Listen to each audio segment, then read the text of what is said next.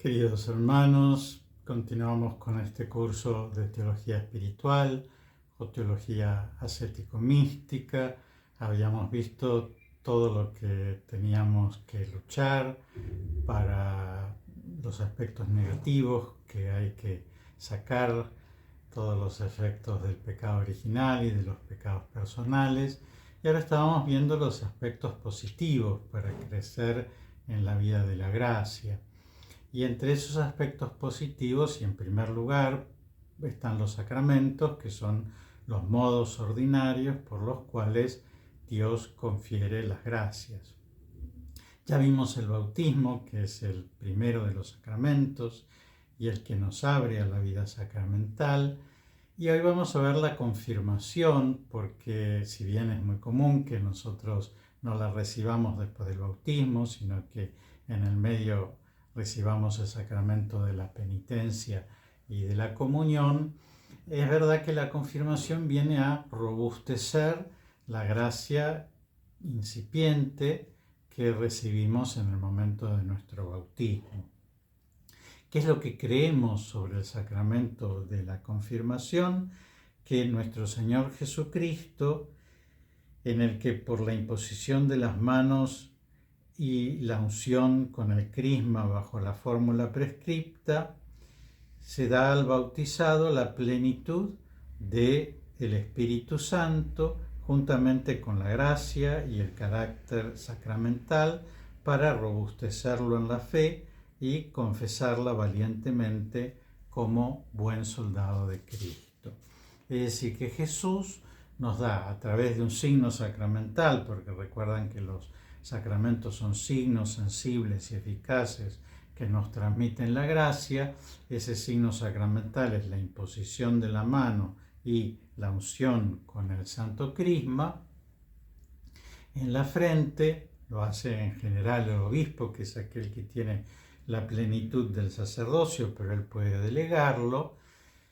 Bueno, ¿qué significan esos dos símbolos? La imposición de las manos, es decir, ustedes vieron que la mano tiene la simbología de la cuchara y que lo primero que naturalmente nosotros utilizamos como cuchara para tomar cualquier líquido es la mano, ¿no es cierto? Porque se acuenca, es decir, toma forma de cuenco y nosotros podemos juntar algo de líquido para llevarlo a la boca. De tal manera que en esa simbología de la cuchara, cuando el sacerdote es ordenado, él extiende las manos al obispo y el obispo unge esas manos con santo crisma, que es un aceite que está perfumado y que lleva el nombre de Cristo, crisma, lo que significa ungido. De tal manera que si recibió como una cuchara, cada vez que da vuelta la cuchara y al bendecir, ¿no es cierto?, al confesar, o al imponer las manos en la confirmación, como hace el obispo, derrama aquello que recibió. ¿Y qué es lo que recibió? A Cristo. ¿Y a Cristo de qué forma? Como aceite que cura, que cicatriza, que sana, y como perfume que enaltece, que florece. Y entonces, ¿qué va a venir a hacer la confirmación?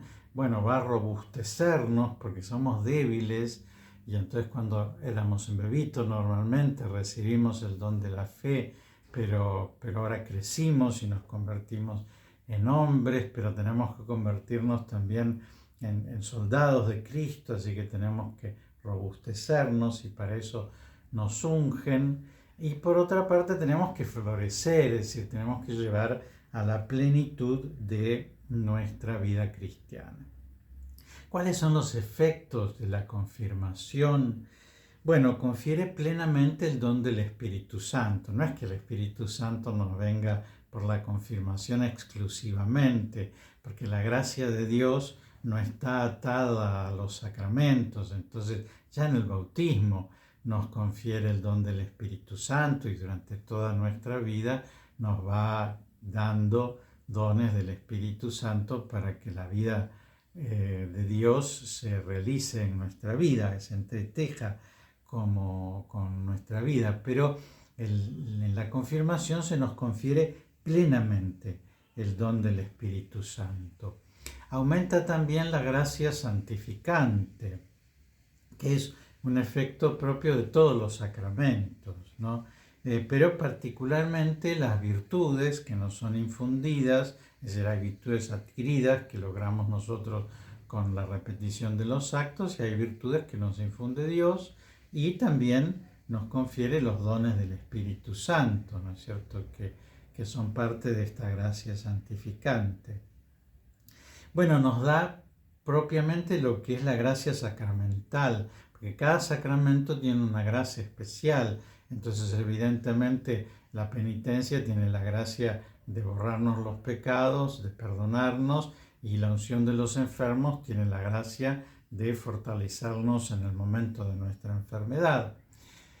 Pero la gracia propia del sacramento de la confirmación se llama gracia confortante o gracia corroborativa, es decir, es una gracia que nos da la fuerza, el don de la fortaleza, para que nosotros podamos confesar valiente y públicamente ante los hombres y particularmente ante los adversarios de la fe aquello en lo cual nosotros creemos, que produce también como efecto que da derecho a gracias actuales, ¿no?, a esos pequeños empujoncitos o grandes empujoncitos que nos da Dios para hacer cosas buenas. Bueno, el Espíritu Santo va a iluminar nuestras mentes y va a darnos mociones, ¿no es cierto?, es decir, pequeños empujones a nuestra voluntad para que hagamos esto, para que dejemos de hacer esto, para que hablemos, para que proclamemos, para que demos testimonio. Y después también, como les decía, del bautismo, y después les voy a contar también en el orden sagrado, imprime un carácter indeleble en el alma que la hace soldado de Cristo, por lo cual confiesa como oficio propio el nombre de nuestro Señor. ¿Cuáles serían las exigencias? Es decir, ¿qué debería ser todo confirmando para estar preparado para este don? Y después, con este don, ¿qué debería ser una persona que está confirmada?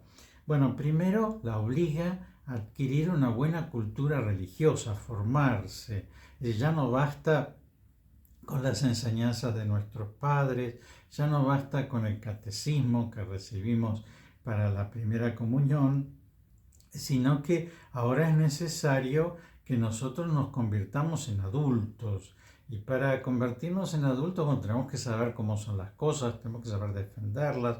Entonces alguien dice un disparate y nosotros no tenemos elementos. Bueno, no tenemos elementos porque no nos formamos, y así como en otros aspectos profesionales o políticos o de primeros auxilios, es decir, sabemos cómo actuar en una situación de emergencia. Bueno, nosotros tenemos que formarnos para poder adquirir una buena cultura religiosa. También nos obliga a rechazar lo que llamamos el respeto humano, que es incompatible con el ardor y con la valentía que tiene que tener un soldado de Cristo. Entonces no me animo a decirle tal cosa porque quizás se ofende, porque quizás lo toma mal, porque no sé qué le va a parecer. Eso que sería el respeto humano, bueno, esto nosotros tenemos que despreciarlo. Y aunque le parezca mal, como dice San Pablo, oportunamente o inoportunamente, si no pudiéramos hacerlo oportunamente, nosotros tenemos que predicar el nombre de Jesús.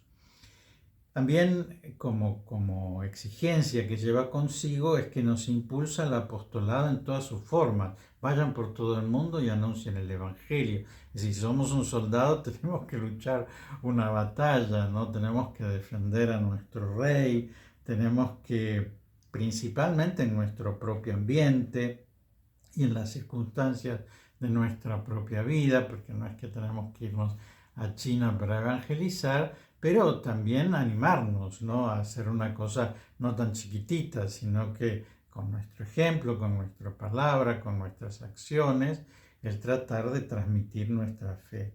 Y nos obliga a tener una constante atención en las inspiraciones internas del Espíritu Santo, porque como nos va a conferir la plenitud del Espíritu Santo, entonces, bueno, vamos a tener voces dentro nuestro que nos va a decir, callate, habla, perdoná, ocupate de tal persona, detenete, mirá, te necesita. Y si nosotros estamos distraídos no vamos a escuchar esas voces del Espíritu Santo. Y lo mismo las mociones que hacen nuestra voluntad, ¿no?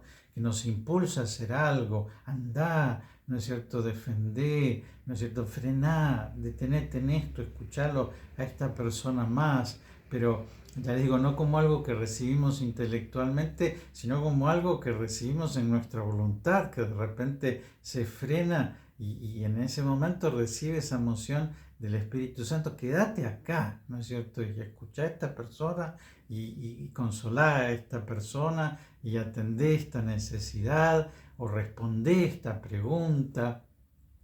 Y que nosotros, si estamos un poco superficiales, entonces muchas veces no escuchamos y no nos movemos con esas mociones del Espíritu Santo.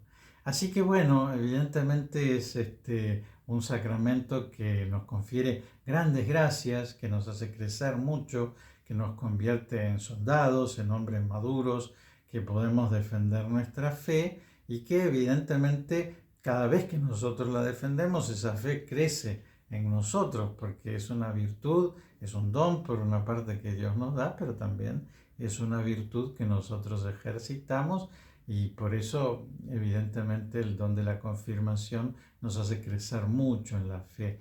Lamentablemente hay personas que no se confirman porque de niños, por el colegio, por las cuestiones sociales o por estar más atados quizás al ritmo de la familia o a las costumbres de la tradición, entonces reciben la primera comunión o reciben el bautismo, pero después no reciben la confirmación, algunas veces porque no entienden que es una gracia grande, y es una gracia muy grande que nosotros tenemos que aprovechar si queremos caminar en este camino de la santidad.